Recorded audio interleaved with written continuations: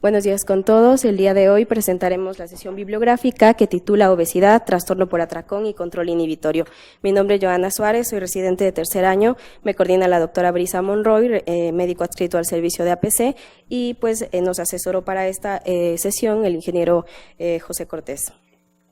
Bueno, en cuanto al contenido que vamos a abordar el día de hoy, primero hablaremos sobre obesidad, hablaremos sobre trastorno por atracón, hablaremos sobre la neurobiología de la nutrición y los circuitos cerebrales implicados en la misma, acerca del control inhibitorio y los mecanismos para evaluarlo, y finalmente revisaremos el artículo principal motivo de esta sesión. Vamos a empezar a hablar acerca de la obesidad. La obesidad viene de la palabra de latín obeder, en la que ob significa que abarca todo y eder significa comer. Al unir estos vocablos, la traducción sería de alguien que se lo come todo. Pero para verlo de una manera más integral, la obesidad es una enfermedad de curso crónico y de etiología multifactorial en la que intervienen factores económicos, sociales, biológicos y genéticos, causada por aumento en los depósitos de grasa corporal, dados por un balance positivo de energía en el que el incremento de la energía es superior al gasto energético. La obesidad es un factor de riesgo para enfermedades como, por ejemplo, la diabetes, las dislipidemias, hipertensión arterial sistémica, enfermedades cardiovasculares, osteoarticulares, cáncer, apnea del sueño. Además, la obesidad es causa de estigma social y se asocia a menor ingreso laboral. La obesidad y las comorbilidades aumentan las demandas de atención a los servicios de salud, así como aumentan los costos derivados de esto, por lo que constituye un importante problema de salud pública, y ante esto, nosotros, los profesionales de salud, nos vemos obligados a desarrollar mecanismos para su prevención y control. La Organización Mundial de la Salud clasifica al peso de las personas por el índice de masa corporal. Es así que el sobrepeso está medido por un valor mayor a 25, la obesidad grado 1 con un valor mayor a 30, la obesidad grado 2 con un valor mayor a 35 y la obesidad mórbida mayor a 40. Además, la obesidad abdominal se mide por la circunferencia de cintura, esto es que en hombres tengan una medida mayor a 90 centímetros y en mujeres una medida mayor a 80 centímetros. Vamos a hablar un poco sobre la perspectiva histórica y social de la obesidad. Si bien en la Edad de Piedra nosotros pensaríamos que las personas de esa época no tenían obesidad, ya que se alimentaban de frutos, verduras, de insectos, además que no disponían de los alimentos con alta cantidad de caloría que actualmente tenemos, se han hallado estatuas como la Venus de Willendorf de esa edad, en la que se observa a una mujer con obesidad mórbida, probablemente símbolo de maternidad y fecundidad. En la Edad Antigua, Hipócrates fue el primero en el que ya logró asociar la obesidad con la muerte súbita. Platón posteriormente hizo estudios sobre la obesidad y una disminución en la esperanza de vida. Galeno hizo la clasificación entre obesidad moderada e inmoderada. La obesidad moderada en esas épocas era considerada como normal, mientras que la obesidad inmoderada era lo que se conoce hoy en día como la obesidad mórbida. Pasando a la Edad Media, la glotonería era vista como un signo tangible de bienestar, era algo común entre los nobles. Es así que los pintores de aquella época retrataban a personas corpulentas como signo de algo hermoso. Sin embargo, la Iglesia Católica comenzaba a cuestionarse si la glotonería debería incluirse como un pecado venial. Es de esta forma que en la Edad Moderna la gula ya es introducida como uno de los 7 pecados capitales por la Iglesia Católica, y las personas corpulentas, como eran llamadas las personas obesas de esa época, ya eran vistas como personas perezosas y glotonas. ¿Qué pasa en la edad contemporánea? En el siglo XIX comienzan a surgir varios trabajos doctorales acerca de la obesidad o polisarcia, como era conocido en ese entonces la acumulación adiposa. En el siglo XX los trabajos se enfocan en clasificar a la obesidad como exógena o endógena. Sin embargo, a partir de la Primera Guerra Mundial cambia la perspectiva de la población, del ideal de belleza, y se da lugar a la moda de la delgadez, lo cual ha dado lugar a que se cree un estigma cultural, social y estético hacia las personas con obesidad. viéndolas como personas débiles de voluntad y personas desagradables. La obesidad es conocida también como la epidemia del siglo XXI. La lucha creciente contra la obesidad hoy en día ha dado lugar, sin embargo, a aumento en la prevalencia de trastornos de la conducta alimentaria. En 1999, en la Unión Europea, se dio la Declaración de Milán, en la que la obesidad se consideró como un trastorno básico a partir del cual se desarrollan comorbilidades. En el 2002, la Organización Mundial de la Salud, debido al auge de personas con obesidad, se vio obligada a crear una estrategia mundial sobre régimen alimentario, actividad física y salud. El sobrepeso y la obesidad es el quinto factor principal de riesgo de muerte en el mundo. 2.8 millones de personas mueren por su causa.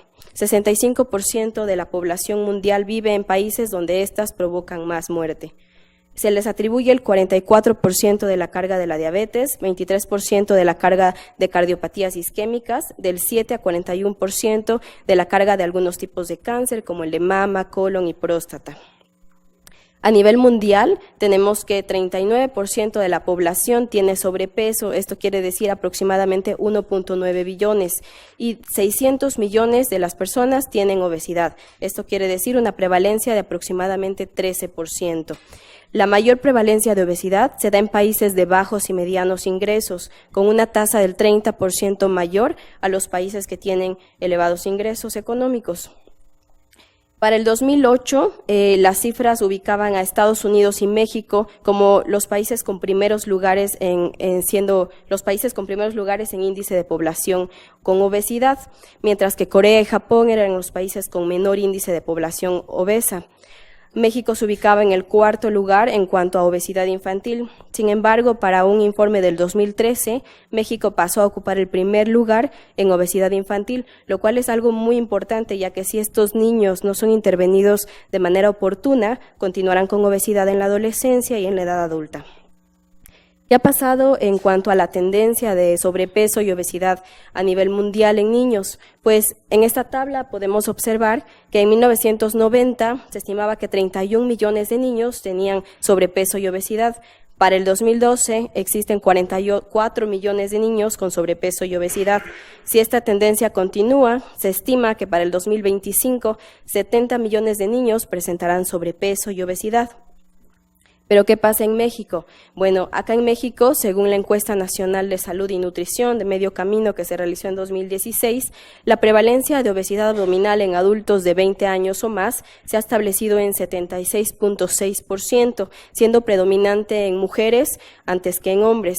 Si bien las cifras han variado en cuanto a los niveles encontrados en la Encuesta Nacional de Salud del 2012, las diferencias no han sido estadísticamente significativas. ¿Qué pasa en los niños? En la encuesta nacional de salud realizada en México en el 2016, se encontró una prevalencia nacional de sobrepeso de 33.2%, siendo un dato curioso que el sobrepeso es mayor en mujeres, mientras que la obesidad es mayor en hombres.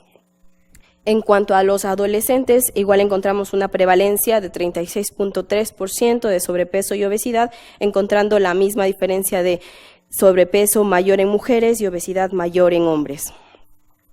Dividimos a México por regiones, encontramos que en la región sur lo que prevalece es el sobrepeso, mientras que en la región norte lo que ha prevalecido es la obesidad. Pasaremos a hablar de un trastorno muy importante ligado a la obesidad, que es el trastorno por atracón. En cuanto a los antecedentes históricos, tenemos que en 1951 Hamburger ya definía una situación de incremento de la ingesta de alimentos que era de manera incontrolable y que se presentaba en obesos. Sin embargo, en 1959, Stunkard ya define en sí los atracones, ya que era igual una situación en la que ingerían alimentos las personas obesas, pero con sensación de culpa posterior. En 1970, Kornhaber describe el síndrome de Stuffing, que era caracterizado por hiperfagia, malestar emocional y depresión. En 1990 se habla sobre síndrome de sobreingesta y trastorno por ingesta compulsiva. Sin embargo, es hasta 1994 en donde ya se introduce este término en el DSM-4. Sin embargo, estaba ubicado en el apéndice B, en la parte donde requería más estudios. Es para el 2013 en el que en el DSM-5 se introduce ya este trastorno dentro del capítulo de los trastornos de la conducta alimentaria. Se establecen así criterios para su diagnóstico, siendo que pues tienen que caracterizarse por episodios recurrentes de atracones, en los que debe haber una ingesta en un periodo corto de tiempo con sensación de falta de control, y 3 o más de los siguientes criterios, que son comer más rápido de lo normal, hacerlo hasta sentirse desagradablemente lleno, comer aún sin que haya hambre, comer solo por vergüenza a lo que está ingiriendo, sensación de culpa posterior al episodio. Esto debe causar malestar en los individuos, ocurren una vez por semana por al menos 3 meses y no deben existir conductas compensatorias. El DSM-5 establece varios especificadores dependiendo del número de atracones que se presenten por semana. Entre ellos, pues, está una gravedad que va de leve a muy grave. El leve estableciendo que deben ser 1 a 3 atracones por semana, mientras que en la categoría de muy grave se establece que deben haber 14 o más atracones por semana. Bueno, en cuanto a la prevalencia, a nivel mundial, el trastorno por atracón se presenta en al menos 1.9 a 2.8% de personas adultas, mientras que en adolescentes las cifras son casi similares, de 1 al 2%. La Organización Mundial de la Salud ha establecido una edad de inicio del trastorno por atracón a los 23.3 años. Sin embargo, hay otros estudios que ubican el inicio de esta patología desde los 12.5 años de edad aproximadamente. Este trastorno se presenta mayor en mujeres que en hombres. Parece ser que factores hormonales influyen en este tipo de radio. Y es importante recalcar que el 43% de los pacientes que tienen trastorno por atracón tienen obesidad. Además de la comorbilidad que el trastorno por atracón tiene con la obesidad, existe el riesgo a 5 años de que presenten hipertensión arterial, diabetes, dislipidemia y alteraciones en el sueño. Se ha encontrado en varios estudios que los pacientes con trastorno por atracón presentan también trastornos del ánimo y de ansiedad en un 30 a 80%, y 30% de estos pacientes en algún momento de la vida han externado ideación suicida. Si bien en cuanto a la etiología del trastorno por atracón existen factores genéticos que están involucrados, en un estudio de gemelos realizado por Hudson se encontró que el 59% de la varianza se explicaba por factores medioambientales, entre ellos la exposición a eventos de vida traumáticos, padres con trastorno del ánimo o consumo de sustancias, separación de los padres y estrés en el embarazo, que puede influir de manera negativa en el desarrollo fetal. Vamos a abordar la neurobiología de la nutrición. Es importante recordar que existen mecanismos complementarios, los cuales son la vía homeostática y la vía hedónica. En cuanto a la vía homeostática, esta vía es la encargada de controlar el balance negativo de las señales energéticas, es decir, va a detectar el hambre. ¿Cómo lo hace? Mediante sustancias como la glucosa, macronutrientes como los ácidos grasos, hormonas, neuropéptidos y neurotransmisores. Estas sustancias van a encargarse de regular el sistema dopaminérgico mesolímbico. Sin embargo, también existen sustancias inhibidoras de este sistema. Entre ellas, pues, podemos nombrar el glucagón, la somatostatina, la tirotrofina y la calcitonina. La vía hedónica es otra vía muy importante que está basada en la recompensa. Esto lo hace a través de la motivación mediante, pues, la acción de las neuronas dopaminérgicas ubicadas en el tronco cerebral, en el área tegmental ventral y en la sustancia negra en la pars compacta, ya que la dopamina es una señal de aprendizaje y es una señal a la vez de motivación. Existen circuitos cerebrales involucrados en la nutrición, es así que se conoce a la red del apetito. Esto, pues, se ha encontrado gracias a estudios en los que mediante resonancia magnética funcional se evalúa pacientes que son estimulados con alimentos. Tenemos 3 vías importantes en las que las señales ingresan a nuestro cerebro. La primera es la vía exterior, a través de estímulos sensoriales como la vista, el olor, que lleva información hacia la ínsula. Otra de las vías importantes de ingreso de señales al cerebro es la información interoceptiva del sistema digestivo. La ínsula, a su vez, cuando recibe esta información, envía señales a la amígdala y al hipocampo. Esto forma un circuito muy importante de aprendizaje, ya que gracias a esto logramos asociar los nutrientes con los alimentos que estamos ingiriendo.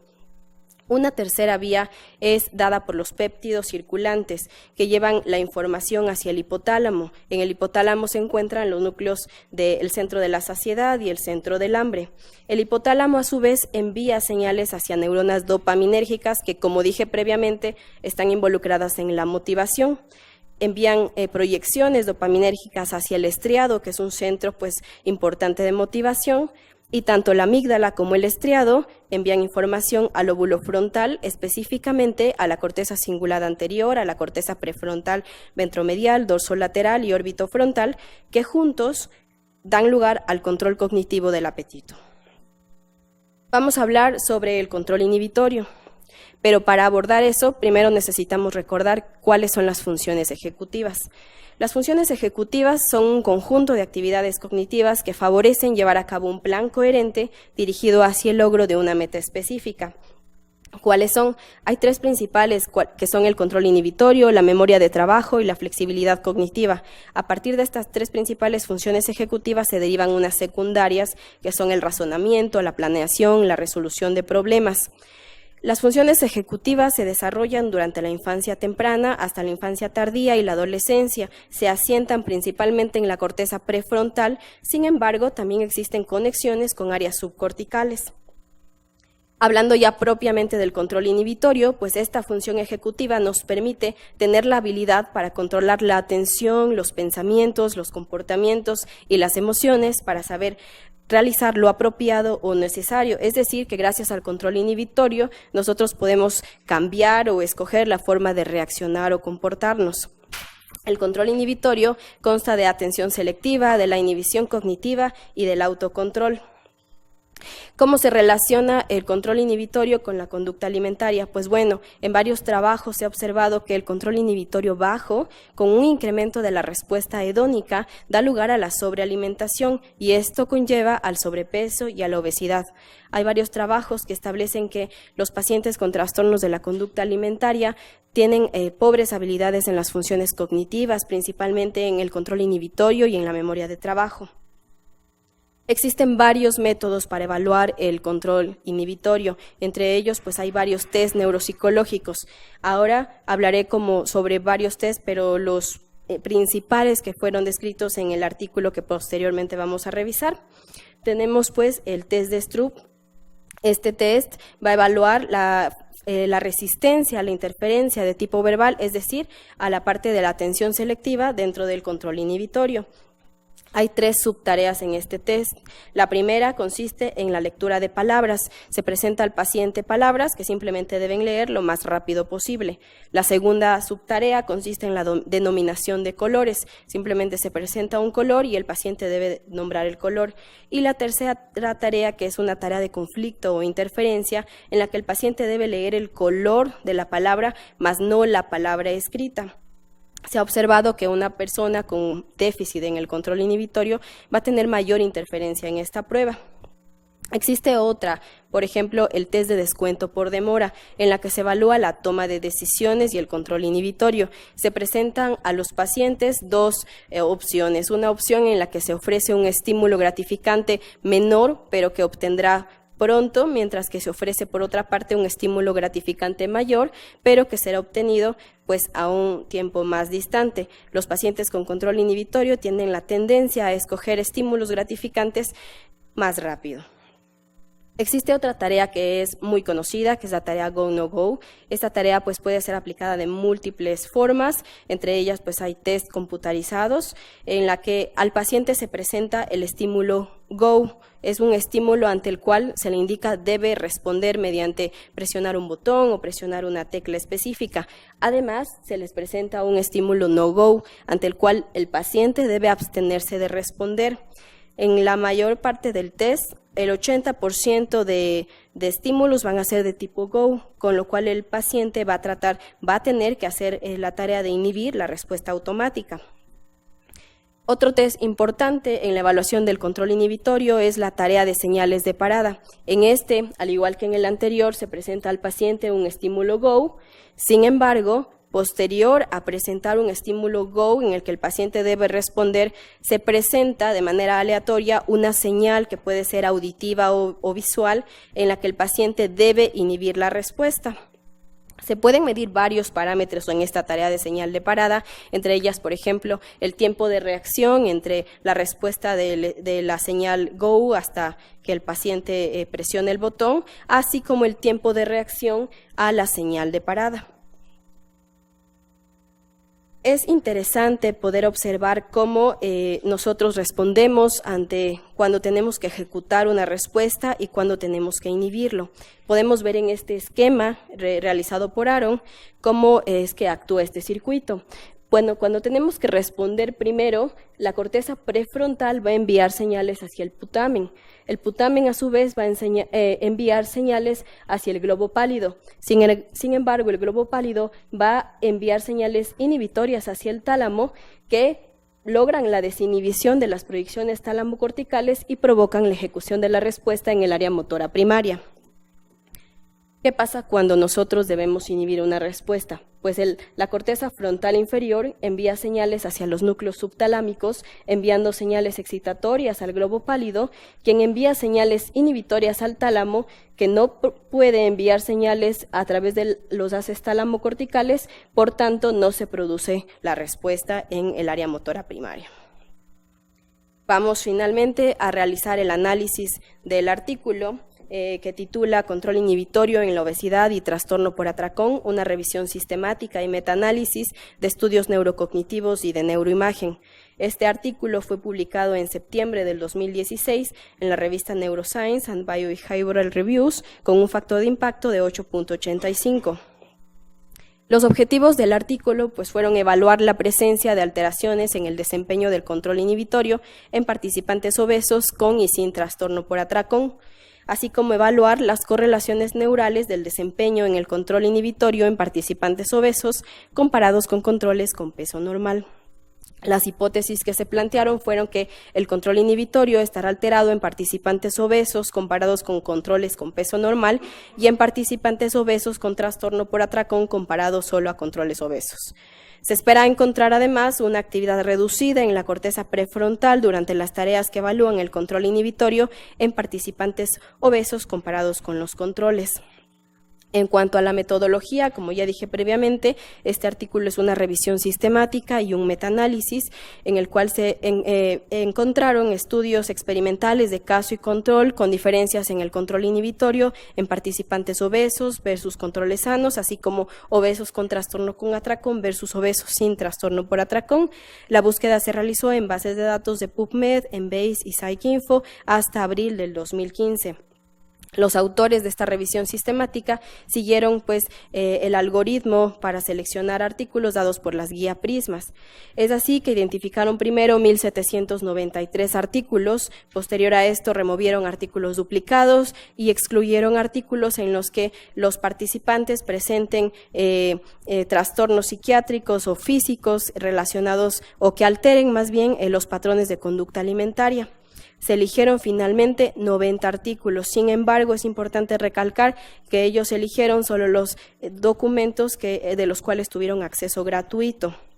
De estos 90 artículos se excluyeron 53, los cuales fueron excluidos ya sea por diseño inapropiado, por tener una muestra errónea, por ser revisiones, comentarios, editoriales o porque no realizaban una medida adecuada del control inhibitorio.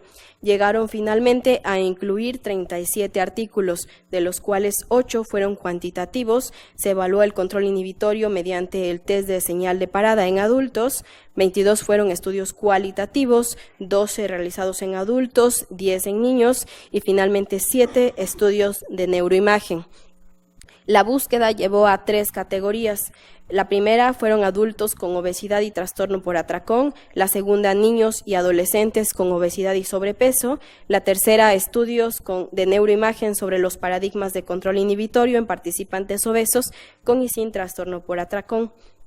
Se establecieron de estos artículos las características clínico-demográficas, el diagnóstico, el tipo de test neurocognitivo utilizado y la descripción de los resultados.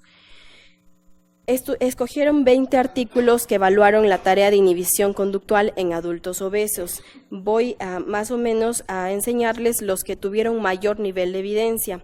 Tenemos que en el 2012 Facundo y colaboradores, mediante la prueba de Stroop de palabras y colores, realizada en 52 sujetos obesos y 137 sujetos con peso normal, encontraron que los pacientes obesos tenían menor desempeño que los pacientes con peso normal. Cohen en el 2012, mediante la prueba de Stroop, evaluó a 42 obesos y 107 pacientes con peso normal, encontrando que los pacientes obesos tenían menor número de palabras completadas, así como mayor interferencia en la prueba. En el 2013, mediante la prueba de detención de parada, pues evaluó a 19 pacientes con bulimia nervosa, 54 obesos con trastorno por atracón y 54 pacientes obesos, encontrando resultados similares en pacientes que tenían trastorno por atracón versus los que no tenían trastorno por atracón. Se incluyeron 10 estudios para evaluar la inhibición conductual en niños obesos, de los cuales pues Verbeeken en el 2009, mediante la prueba de detención de señal, evaluó a 41 pacientes obesos y 41 pacientes con peso normal, con edades comprendidas entre 10 y 14 años, en los que encontraron que los obesos tenían mayor interferencia que los pacientes con peso normal. Verdejo y García y colaboradores en el 2010, mediante la prueba de Stroop y la tarea de descuento por demora, evaluó a 27 sujetos obesos y 34 sujetos con peso normal, con edades comprendidas entre 13 y 16 años, encontrando en la tarea de Stroop que los obesos tenían mayor interferencia que los pacientes con peso normal, mientras que en la tarea de descuento por demora se encontró que los pacientes con obesidad se desempeñaron igual que los pacientes con peso normal. Fields y colaboradores en el 2011 realizó un estudio a 21 pacientes con obesidad, 21 con sobrepeso y 20 sujetos con peso normal, con edades entre 14 y 16 años, aplicándoles la tarea de descuento por demora, así como la tarea Go Stop, encontrando que en la tarea por descuento por demora, los obesos tenían más fallas que los pacientes con peso normal, los que tenían sobrepeso de igual forma, mientras que en el tiempo de respuesta a la señal de parada, los tres grupos se desempeñaron de la misma manera. ¿Qué pasa con los estudios de inhibición e imagen cerebral que se incluyeron? Pues en el 2012, Hendrick publicó un estudio en el que evaluó a 18 pacientes con peso normal y 13 pacientes con obesidad mediante la tarea de señal de parada, encontrando que la activación cerebral está relacionada inversamente con el índice de masa corporal, encontrando que las mujeres delgadas tienen mayor activación en la ínsula, en la corteza parietal inferior, en la cuña y el área motora suplementaria. En el 2010, Battering y colaboradores realizaron una prueba de Go-No-Go con variante de comida en 39 adolescentes mujeres, encontrando que a mayor índice de masa corporal, mayor tasa de errores y menor activación en regiones de inhibición frontal. Weigand y colaboradores en el 2015 aplicó una variante del test de descuento por demora de comida en 23 mujeres obesas, tanto al inicio, al final, como a un año de seguimiento de un proceso de dieta, encontrando que la actividad de la corteza prefrontal dorsolateral se correlaciona con el éxito de mantener el mismo peso al año de seguimiento. Es así que, se lograron establecer resultados, pero estos se determinaron de manera separada en el grupo de niños y adolescentes, así como en adultos, ya que los resultados fueron distintos. Esto se asocia a un probable al estadio de desarrollo que tienen estos grupos etarios. En cuanto al control inhibitorio en adultos, la mayor parte de estudios que usaron el test de señal de parada, esto en 35% de los estudios, se encontró una respuesta inhibitoria disminuida en obesos en un 60% de los estudios. Y solo en 37% de los estudios se encontraron alteraciones en el control inhibitorio en obesos con trastorno por atracón. De 6 estudios se realizó un metaanálisis en el que se compararon pacientes obesos con controles de peso normal evaluados mediante la tarea el tiempo de reacción de señal de parada.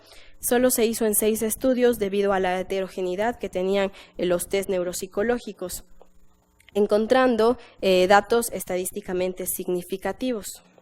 A la vez también se realizó un metaanálisis de 3 artículos en los que se evaluó el control inhibitorio en pacientes obesos con trastorno por atracón versus pacientes obesos sin trastorno por atracón. Sin embargo, los hallazgos no fueron estadísticamente significativos. En el grupo de niños y adolescentes, pues también hubo gran heterogeneidad. Se establecieron 2 grupos, uno de 7 a 9 años y otro de 13 a 19 años. Sí se encontraron diferencias en el control inhibitorio, pero relacionadas a la edad, como dije previamente, probablemente asociados al estadio de desarrollo. Se encontraron además alteraciones en el control inhibitorio de niños obesos comparados a los pares del mismo grupo etario. En cuanto a los estudios de neuroimagen del control inhibitorio, se encontró que a mayor actividad en el control inhibitorio dado por la región prefrontal, ya sea el giro frontal superior, medio o inferior, así como mayor actividad en la red de control inhibitorio extendida, dada por la corteza parietal, ínsula, cuña o área motora suplementaria, se correlacionó esto de manera inversa con el índice de masa corporal. Como discusión de este artículo, pues bueno, podemos encontrar que hubo una disminución del control inhibitorio en adultos obesos sin atracones, así como en adolescentes y niños obesos. Se encontró una activación reducida en la corteza prefrontal en obesos con trastorno con atracón versus obesos sin trastorno por atracón. El incremento del índice de masa corporal estuvo en relación con una disminución del control inhibitorio. Estos déficits pueden predecir incremento ponderal en el tiempo. La hipofunción de la corteza prefrontal se asocia a un menor volumen de materia gris. Sin embargo, el artículo tiene varias limitaciones, entre las cuales, pues, una es que hubo muy pocos estudios que se incluyeron, hubo gran heterogeneidad de datos, lo cual no permitió que realicen un metaanálisis más amplio, y una de las más importantes que fue que los autores seleccionaron artículos solo de libre acceso, lo cual pudo haber excluido artículos pues mucho más importantes, así como la variación en los nombres de los test neuropsicológicos pudo haber también influido en la exclusión de estudios para esta revisión sistemática. Y pues pocos estudios compararon directamente a los pacientes obesos con o sin trastorno por atracón, por lo que los resultados pues sí deben interpretarse con mucha cautela. ¿Qué fortalezas podrían tener esta revisión? Pues que si bien aporta datos que ya existen, pues esto ayuda a desarrollar nuevas estrategias terapéuticas en la lucha contra la obesidad. El hecho de que hayan escogido estudios en los que se presenten 2 estrategias simultáneas como test neuropsicológicos junto a estudios de imagen ayuda a corroborar resultados, y otra fortaleza fue que se incluyeron estudios no solo de adultos, sino también de niños y adolescentes. Como conclusión, pues podemos determinar que existe evidencia que apoya los déficits del control inhibitorio en obesos, sin embargo, es necesario realizar más estudios. Existen alteraciones del control inhibitorio evaluadas con test neurocognitivos que se asocian a obesidad, pero esto ha sido independiente de los atracones. Todos estos hallazgos apuntan a una rápida plasticidad en regiones relacionadas con inhibición como resultado de una práctica de procesos inhibitorios. Esto nos plantea a nosotros un probable blanco terapéutico, y hay estudios en los que al entrenar a pacientes en el control inhibitorio se encuentran cambios en la conducta alimentaria a corto plazo. Entonces, pues esto podría ayudarnos para desarrollar intervenciones y la prevención y control de la obesidad. Pues muchas gracias. Quiero agradecer a la doctora Brisa Monroy por la asesoría, así como al ingeniero Cortés por también la parte estadística.